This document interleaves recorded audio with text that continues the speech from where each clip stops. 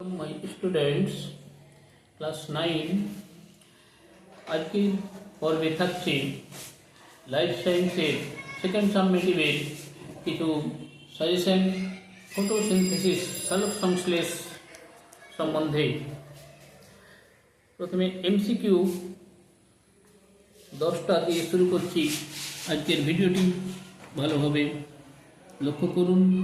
তো ভিডিওটি দেখার আগে অবশ্যই সাবস্ক্রাইব করে দেবেন। প্রশ্ন 1, যে মৌলটি ক্লোরোফিল অনুগঠনের জন্য প্রয়োজন? অপশন আছে সোডিয়াম, পটাশিয়াম, ক্যালসিয়াম, ম্যাগনেসিয়াম। সঠিক উত্তর ম্যাগনেসিয়াম। 2 নম্বর প্রশ্ন, সালোকসংশ্লেষে সক্ষম প্রাণী হল অ্যামিবা, ক্রাইসঅ্যামিবা, প্যারামেসিয়াম, হাইড্রা। সঠিক অ্যান্সার ক্রাইসঅ্যামিবা।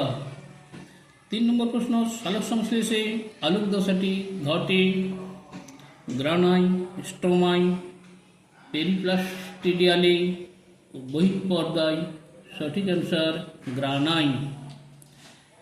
4 নম্বর প্রশ্ন, হিল বিকারক হল পটাশিয়ামের ferric oxide, ferrous oxide, ferric oxalate, ferrous oxalate. সঠিক অ্যান্সার পটাশিয়াম ফেরিক অক্সালেট। 5 নম্বর প্রশ্ন, সালোকসংশ্লেষের অন্ধকার দশায় উৎপন্ন কার্বনযুক্ত শেষ স্থায়ী যৌগটি হল শ্বেতসার, গ্লুকোজ, পিজিএ, পিজিএলডি। সঠিক অ্যান্সার গ্লুকোজ। 6 নম্বর প্রশ্ন হচ্ছে ফটোফসফোরিলেশনে উৎপন্ন হয় O2, গ্লুকোজ, এটিপি, পিজিএ। সঠিক অ্যান্সার এটিপি। 7 নম্বর প্রশ্নে থাকছে এটিপি সংশ্লেষের জন্য প্রয়োজন হয় এডিপি, এনএডিপি, পিআই, এডিপি, ওপিআই। সঠিক অ্যান্সার এডিপি, ওপিআই। 8 নম্বর প্রশ্ন, এক অণু গ্লুকোজ সংশ্লেষের জন্য পিজিএলডি প্রয়োজন হয় 2 অণু, 6 অণু, 10 অণু, 12 অণু। সঠিক উত্তর 2 অণু। 9 নম্বর প্রশ্ন, সালোকসংশ্লেষের ফলে উৎপন্ন গ্লুকোজ অণুর অক্সিজেনের উৎস হল জল, কার্বন ডাইঅক্সাইড, SO2, NO2। সঠিক অ্যান্সার কার্বন ডাইঅক্সাইড।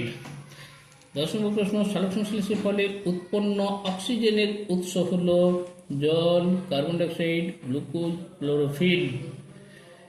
এর সঠিক অ্যান্সার জল, H2O। এই দুটো প্রশ্ন খুব ভেরি ইম্পর্টেন্ট। 9 নম্বর, 10 নম্বর। 9 নম্বরে গ্লুকোজ অণুর অক্সিজেনের উৎস হলো কার্বন ডাইঅক্সাইড, আর 10 নম্বর প্রশ্নে থাকছে সালোকসংশ্লেষের ফলে উৎপন্ন অক্সিজেনের উৎস, এটা উৎস হচ্ছে জল। তো প্রিয় দর্শক, এই ভিডিওটি অবশ্যই বেশি বেশি করে শেয়ার করবেন, কমেন্টস করে জানাতে ভুলবেন না, কয়েকটি লাইক দিয়ে দেবেন।